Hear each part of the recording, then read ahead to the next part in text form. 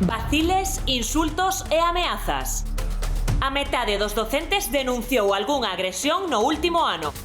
Alertan dos abusos que sofren dos alumnos, pero tamén de pais e nais. Está en crise a súa autoridade? Por que xa non se respecta a súa figura? Violencia na aula. Hoxe, no termómetro. 12-13 minutos, seguimos en directo no termómetro. Vexan porque o corrobora un informe da Policía Nacional, refrendan os sindicatos de profesores, están aumentando os casos de desafíos e de falta de respeto nas aulas. Que está pasando? Está en crise a autoridade do profesor?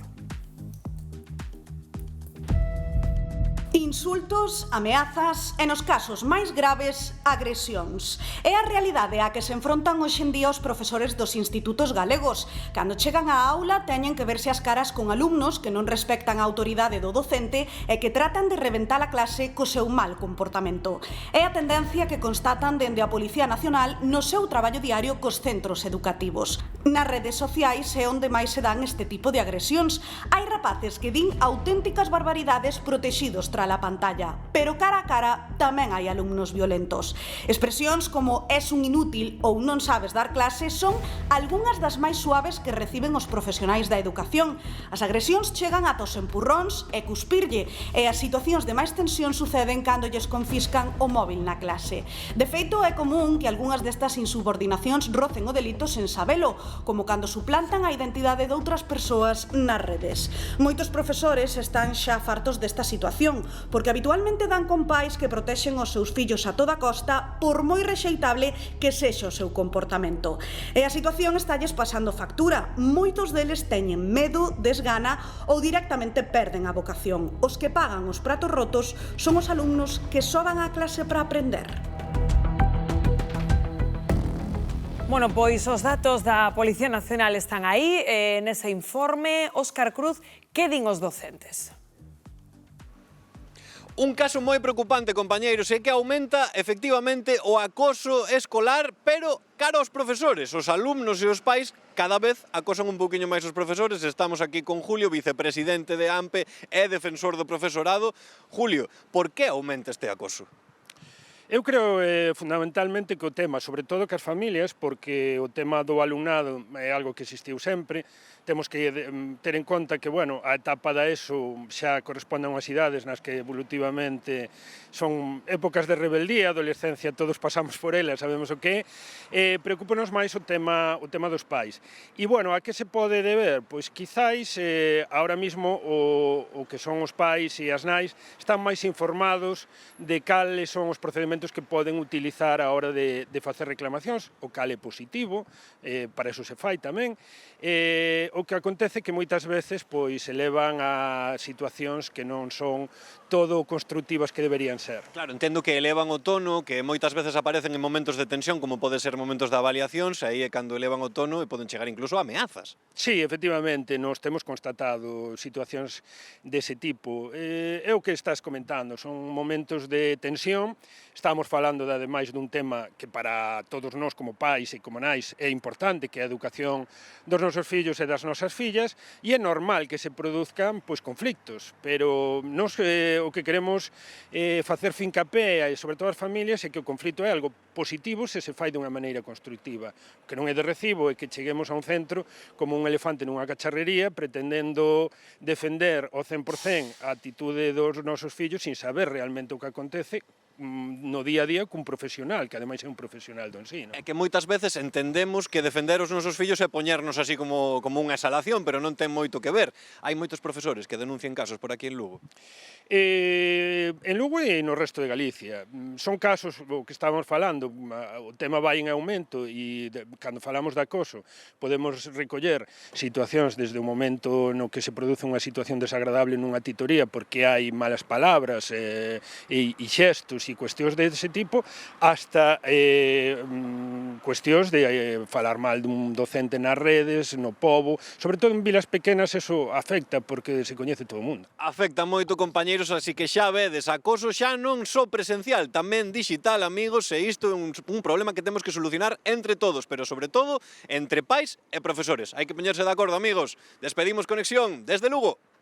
Grazas, Óscar. Claro, non sei que estarán pensando vostedes na casa, a min pareceme super curioso porque en realidade nos íamos a saber que pasa entre o alumnado para que hace como ese repunte, non, de agresividade e ao final acabamos rematando de pais e falando de pais e nais, Patricia, non?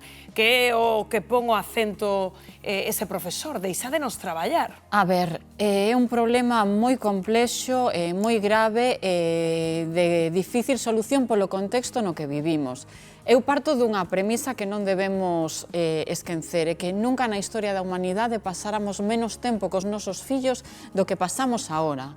E iso implica, por parte dos pais, ter un sentido de culpa bastante grande porque sentimos que non lle adicamos todo o que deberíamos e ademais o pouco tempo que lle adicamos é cunha pantalla mediante. E iso quebrou todo, iso quebrou a comunicación nas familias e iso estáse trasladando tamén aos centros educativos. Os pais infantilizan os fillos hasta uns extremos os que non se debería chegar. Bueno, é que de feito unha das teses que apunta ese sindicato de profesores, Hugo, é que precisamente por este pouco tempo que pasan os pais cos fillos, un xeito de resarcilos e non te preocupes, suspendeucho o profesor, aí vai o teu pai ou a tua nai ser máis a defenderte. permisivos, somos permisivos. Esto se puede ver, esta infantilización que estamos a comentar, en que esto non é somente un problema cos profesores, eu creo que é un problema coa autoridade en xeral. Hai unha falta de conciencia da autoridade por parte dos máis xóvenes. Neste caso falamos dos profesores, podemos falar de policías, é dicir, hai moitas agresións por parte de xóvenes a policías, incluso antes víamos un policía, eu creo que todos nos cuadrábamos, vaya, co policía, agora xa non é así. Entón, eu creo que é un problema en xeral de educación motivado tamén pola falta de tempo. Pero volvendo de novo a pais e nais, pode ser que se ti na casa, Manel, non percibes que os teus pais lle teñan un excesivo respeto o que di o teu profesor, é imposible que ti o teñas, non? Claro, que estamos falando, Manuel, no educar. Eu creo que a educación sale da casa. Claro, por iso digo. Ali van a aprender e a educación sale da casa. Pero iso compramos moito cos pais. E nosotros, eu teño fillo, tal, e moitas veces falando así, cando faz tertulias de cafés, por as mañás, cando temos tempo de fin de semana, eu sempre saco o mismo tema. O meu fillo é mellor. Eu sempre digo, que pasa, o meu é máis tonto. Sempre, o penso para mí, non?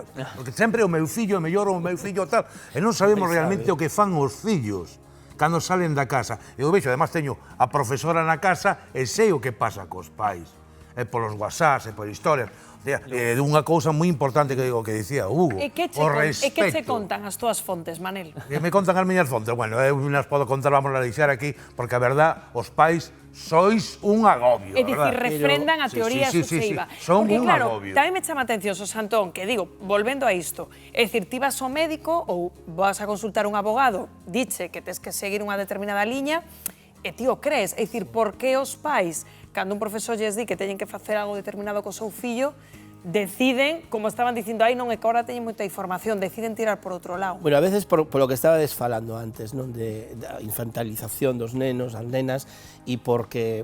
Pero os profesores teñen, están nestos momentos xa como unha autoridade, non? E os centros educativos están máis democratizados que nunca, é dicir, hai un consello escolar, hai un AMPA, e se funcionan ben os consellos escolares e funciona ben o AMPA, pois hai determinadas formas de encauzar os posibles problemas que pode haber. E despois hai pais que, bueno, que son como son, é dicir, que estaba dicindo Manel, pensan que o seu fillo ou a súa filla son os mellores e que sempre teñen razón. Pero eso xa é un problema educacional e da propia familia en sí. Mira, outro día, como con Carmas, cunha prima que tamén é profesora, outra prima que son unha pila de profesores, non? De educadores. Profesores, educador, como digo eu, na casa. Ti que non podes cun neno suspenda 4 asignaturas, 5 asignaturas, 2 con uno e tal, vayas a recurrir os exames. Ti xa lle estás quitando autoridade a ese profesor.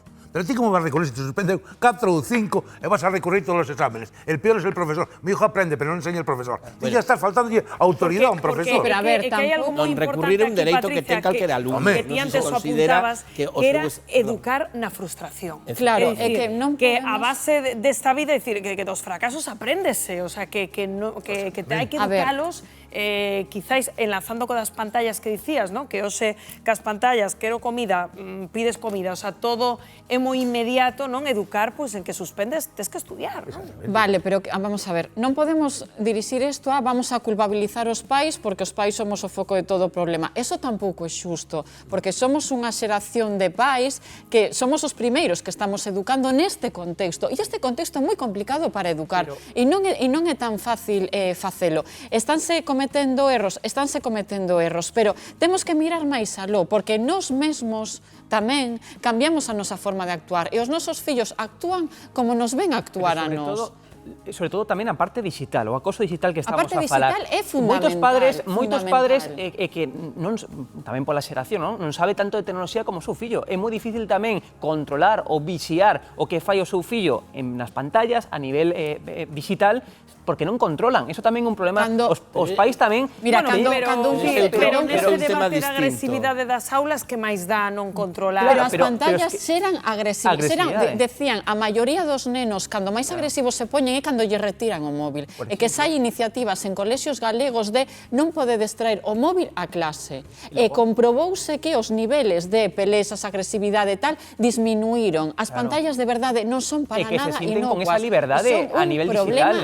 Xerando acoso incluso a compañeiros. O funcionamento que se faga da utilización das pantallas. É dicir, eu négome nunha sociedade que vai avanzando como vai avanzando a que as pantallas sean o problema. O problema será a utilización, a xestión que se fai pero as pantallas. Son as redes sociais, son as 8 horas que pasan diariamente diante delas. Ese é outro problema, é dicir, se a un profesor o acosan, porque hai unha plataforma Avalar, por exemplo, en Galicia para os pais, está todo, por eso eu digo que é unha...